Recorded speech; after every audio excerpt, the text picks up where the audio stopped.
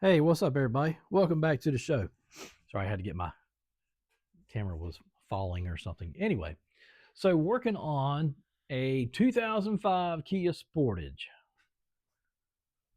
some kind of special edition EX, fully loaded, sunroof, four-wheel drive, V6, got 2.7 liter engine in it, uh, leather interior, power everything, brand new tires, brand new brakes all around, brand new brake master cylinder, the works. But I have a stupid check engine light coming on. The codes are as follows: Po171 and Po174. So with the help of my AI, yay for AI, I really needed it this time. So what I did first was I ran my little code reader. You can pick these up for like $50. This will read the code and it also cut the check engine light off. So anyway, really neat. So ran the code, and that's how I found the codes. And then um, I asked my AI, and the AI said, I was basically like, okay, what does this mean? This 171, 174, and she says it means that it's running too lean, not enough fuel, too much air. Okay.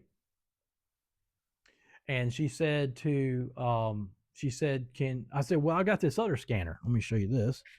Um, I said, this scanner right here, this is a Foxwell, and a little handheld, pretty cool to have. ABS and airbag, NT 630 plus. Okay.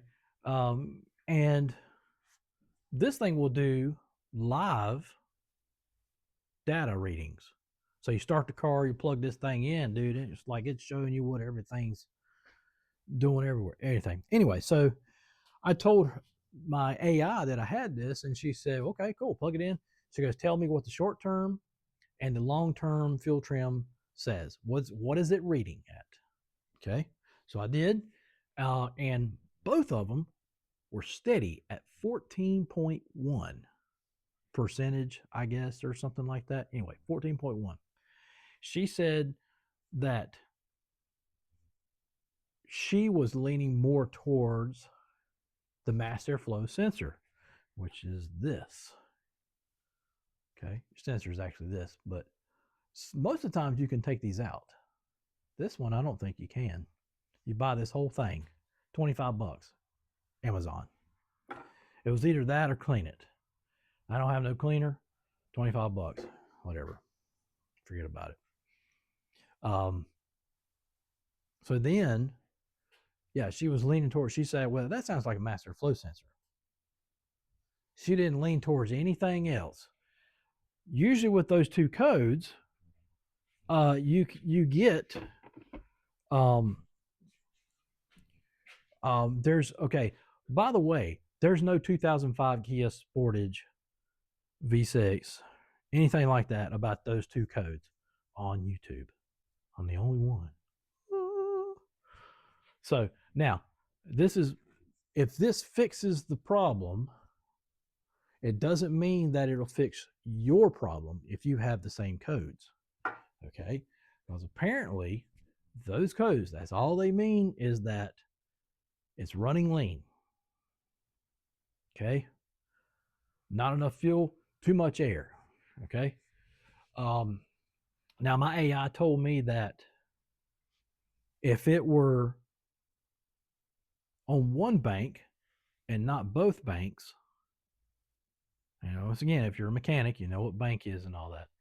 She said that if it were on one of them and not both of them, it wouldn't be the master flow sensor.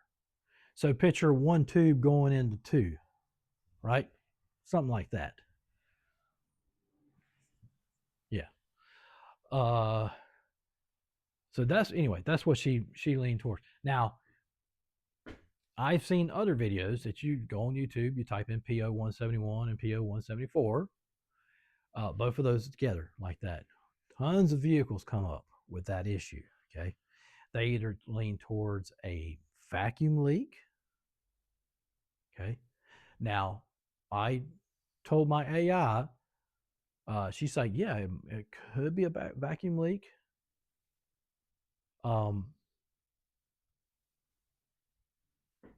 But she said that in that whole direction there, it was still leaning to the master flow sensor. But a lot of these intake hoses, a lot of people call them accordion hose. A lot of these they'll crack and break, and there you go. There's your issue. It's sucking in air, big time. Okay, too much air. I took carburetor cleaner spray and sprayed the whole engine, everything, the whole intake, everything. Didn't change one bit. Also, I told my AI that while the engine was running, I unplugged the mass airflow sensor and there was no change whatsoever in the way the engine was running. In the past, I have done that to other cars. I've unplugged it while it's running, and immediately you hear a difference in the idle or something like that. It goes in what I think is called limp mode or something like that. It's or diagnostic mode or something, or don't quote me on that. Let me know in the comments or what I'm trying to say.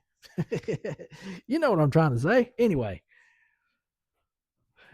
so basically it makes the car, it tricks the computer, I guess you could say. Something like that. And then the car starts dumping fuel. So I guess you could say that